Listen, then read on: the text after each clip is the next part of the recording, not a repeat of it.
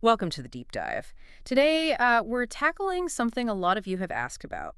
Investing in silver through an IRA. Specifically, what kind of silver can you actually put in there? Yeah, it's a great question. You've sent in some good sources exploring this, and well, our job today is to really unpack the IRS rules. Right, cut through the confusion. We want to understand the specific types of silver that are eligible, what the pitfalls might be, basically help you figure out the options. Exactly. We'll look at purity requirements, certifications, all that key stuff, plus specific examples of coins and bars that work, and importantly, what doesn't. Okay, let's dive in. So the absolute basics first. What makes Silver IRA eligible according to the IRS? Your sources mention purity right off the bat. Yep, purity is number one. It has to be a minimum of 99.9% pure silver. Wow, 99.9%. That's pretty high. Why such a strict standard? Well, it seems the IRS wants to ensure the investment is really about the metal's intrinsic value, not diluted by other stuff. It keeps the focus on the core asset for retirement savings. Okay, that makes sense. Pure value. But it's not just purity, is it? Certification keeps coming up, too. Oh yeah, absolutely critical. The silver needs to be certified, or rather, produced by a recognized mint or manufacturer. Like the big ones. Royal Canadian Mint, maybe? Exactly. Royal Canadian Mint, the Austrian Mint, those kinds of established names.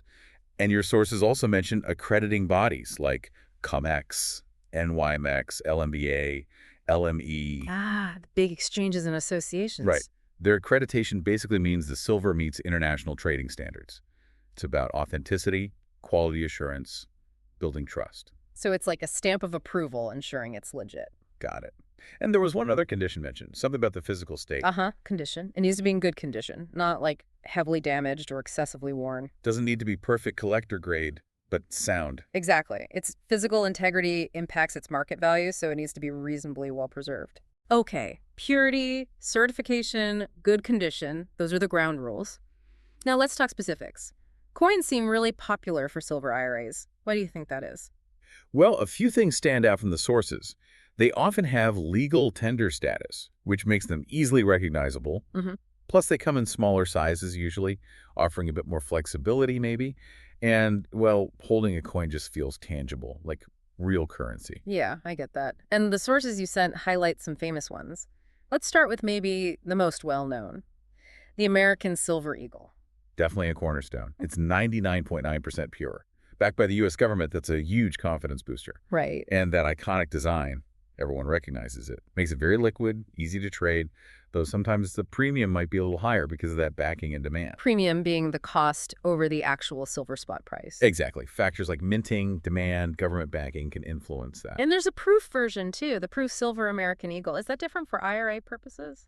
Eligibility-wise, it's typically the same, still 99.9% pure.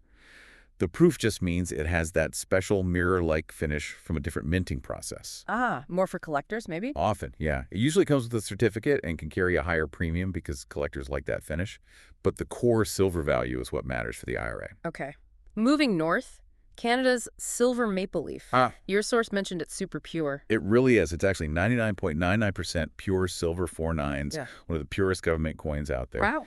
And you've got the distinctive maple leaf design, the Royal Canadian Mint backing. Yeah. Very secure, very trusted option. Then across the pond, the Silver Vienna Philharmonic adds a bit of culture. It does. It blends the investment side with Austria's musical heritage. Yeah. It's 99.9% pure, legal tender there. Interesting. Does the legal tender status matter much for the IRA itself? For the IRA rules, not directly. The purity and origin are key. But legal tender status makes it widely recognized, potentially easier to trade down the line. Adds a bit of geographical diversity too, maybe. Makes sense. And what about the Chinese Silver Panda? I hear the design changes. Yeah, that's its main calling card. The Panda design changes every year. It's still 99.9% pure, but that changing design gives it a collectible angle. So maybe some extra value potential beyond just the silver? Potentially for some investors, but again, for the IRA, it's that silver content that primarily qualifies it. Now, the British Silver Britannia, there's a note about the year. Right, a crucial point, yeah. Only Britannias from 2013 onwards qualify. Why is that? They increased the purity then to 99.9%. Earlier ones were less pure. So if you're looking at Britannias, you have to check the date. They're backed by the British government, feature that classic Britannia image. Good to know. Okay, this next one from a source was interesting. The Silver Morgan and Peace dollars. Classic U.S. coins, but mostly not eligible. That's generally true. Historically, their purity was lower, usually 90%. Ah. However, the source correctly notes that some specific examples, maybe modern restrikes or special issues, that do meet the 99.9% purity standard can be included. So you'd have to be incredibly careful verifying those. Absolutely. Verify, verify, verify. The history is cool, but for the IRA, purity rules. Understood. And finally, for coins, the Australians, the Silver Koala and Silver Lunar series. Right. Both from the highly respected Perth Mint, Mm. both 99.9% pure. And they also have changing designs. The koala features the koala, naturally, and the lunar series cycles through the Chinese zodiac animals each year. Again, adds collector appeal for some, on top of the reliable bullion content. Okay, that's a solid list of coins. But what if someone's looking to invest, a bit more heavily? Bars are often mentioned then. Exactly. Bars are usually the way to go for larger quantities. They tend Yeah. to be more cost-effective per ounce compared to coins. Lower premiums, generally. Often, yes. And their uniform shape makes them easier to stack and store securely in those approved vaults. Makes sense for bulk. And your sources listed some reputable bar makers, Johnson Matthey. Yep, Johnson Matthey. Huge name, long history in precious metals. Their 99.9% pure bars are really well regarded for quality. A very standard, trusted choice.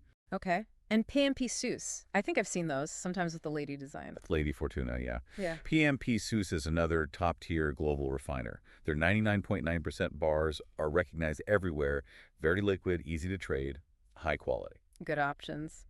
Then the 10-ounce Sunshine Silver Bar. Mentioned for security features. Right. Sunshine Minting puts anti-counterfeiting tech into their bars, like their Mint Mark SI feature. Yeah. You can use a special decoder lens to verify it. Oh, wow. That adds some peace of mind. Definitely. Extra security is always good. What about A-Mark Silver Bars? The note said they're known for value. Yeah, A-Mark is a solid, respected producer. Their 99.9% bars come in various sizes and are often seen as a good balance of quality and affordability. Nice. And even bars with the Walking Liberty design, like the Yeah. old coin. Yep. Kind of Yeah. cool, right? You get Yeah. that iconic American design, that connection to history, but in a 99.9% pure bar format, suitable for IRA investment. That is neat. Then there were OPM bars. Yes. Something about being green. Uh-huh. OPM, Ohio Precious Metals, they make a point of using recycled silver in their 99.9% bars. So that appeals to investors who prioritize sustainability. Interesting angle. And lastly, RCM Silver Bars. Royal Canadian Mint again. That's right. Just like their Maple Leaf coins, the RCM bars have a great reputation. They also often include advanced security features like unique serial numbers or special finishes, quality and security. Okay, so that covers a lot of what is allowed, but maybe just as important is knowing what isn't, right, to avoid trouble. Absolutely crucial. You don't want to make a mistake here. The sources clearly flag a couple of big no-nos. First off, collectible coins. So even if they're silver, if their main value comes from rarity or historical significance. Exactly. Like those older Morgan dollars we talked about, or truly rare numismatic pieces, they often don't meet the 99.9% purity rule anyway. And the IRS sees them differently. Yeah, they're viewed more as collectibles than as bullion for IRA purposes. The focus has to be on that investment-grade metal content. Got it. And the other category seems obvious. Silver jewelry, plated stuff. Right. Definitely not eligible. They don't meet purity standards, clearly fall under personal items or collectibles, not IRA assets. Okay, so what if someone does put the wrong thing in? Like they accidentally include some old coins or maybe even jewelry. What happens? Well, the consequences can be pretty serious, according to your sources. You could face penalties from the IRS. Like fines? Potentially, yes. And even worse, it could potentially lead to the disqualification of the entire IRA. Wow, the whole account. It's possible. The IRS rules are specific for a reason, and messing up can really jeopardize your retirement saving strategy. Definitely something to avoid. Okay, yeah, definitely. So the takeaway is work with people who know what they're doing. Precisely. The sources all stress the importance of working with knowledgeable Silver IRA companies and custodians. They're the experts who can guide you, make sure everything purchased meets the IRS standards. That makes a lot of sense. Now, we've been focused heavily on silver, but it's not the only option for a precious metals IRA, right? Correct. It's important context. Gold, platinum, and palladium can also be held in an IRA. If they meet their own rules, presumably. Exactly. They each have specific purity and certification requirements, just like silver.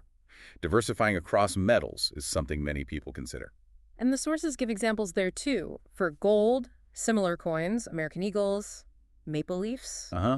Australian kangaroos, Austrian philharmonics, gold pandas, U.S. buffaloes, generally needing 0.999 purity or higher for coins. And bars, too, like Credit Suisse or Pam P Suisse again? Yes, gold bars from accredited refiners, also needing high purity, usually 0.999 plus Junito. And there was that interesting point in one source about slabbed coins, the graded ones, in plastic cases. Huh. Currently not allowed. Yeah, that's a specific detail worth noting. Seems the IRS currently wants the raw bullion or standard government-issued coins, not ones graded and sealed by third parties for IRA purposes. Interesting distinction. What about platinum and palladium? Similar story. Eligible platinum coins like American Eagles, Canadian Maple Leafs, Australian Koalas, Oh, and bars needing at least 0.9995 purity. Palladium is similar. Bars and rounds need that 0.9995 minimum fineness. and for all bars, gold, platinum, palladium, they need to come from those accredited manufacturers. Yes, that's consistent. The sources mention NYMEX COMEX, LME, LBMA, NYSE Lifsudo, ISA 9000 approved refiners, or a national mint. It reinforces that need for recognized quality control. Okay, this is super helpful context on the broader precious metals picture. The sources also tackled some FAQs people often have, like coins versus bars. What are the pros and cons again? Right, it's a common decision point. Coins, as we said, might be easier to sell small amounts, more recognizable, maybe have that slight collector potential sometimes. Less stability. Yeah. Bars are typically better value for buying larger amounts, lower premiums usually, and built for efficient storage, more straightforward bulk investment. Okay, and this one's huge. Can I just take the silver I already have, maybe some bars I bought years ago, and put them in my new IRA? Yeah, that's a definite no, unfortunately. Why not? IRS rules. All the precious metals for your IRA have to be purchased through the IRA structure using an approved dealer or custodian. So you can't just contribute metal you already own. Nope. It's about ensuring the chain of custody, verifying the standards are met from the get-go, and having it all properly documented and stored in an approved depository. Okay, important rule to know. Another question. Why silver instead of gold? What are the arguments? Well, affordability is a big one. Silver is much cheaper per ounce, so you can buy more metal for the same amount of money. Get more ounces? Right. Plus, silver has a lot of industrial uses, electronics, solar panels, etc. That industrial demand can be a price driver separate from just investment demand. Interesting. And historically, silver's price can be more volatile than gold's. That means more risk, yes, but also potentially higher percentage gains if the price moves favorably. Okay, affordability, industrial use, volatility potential. Got it.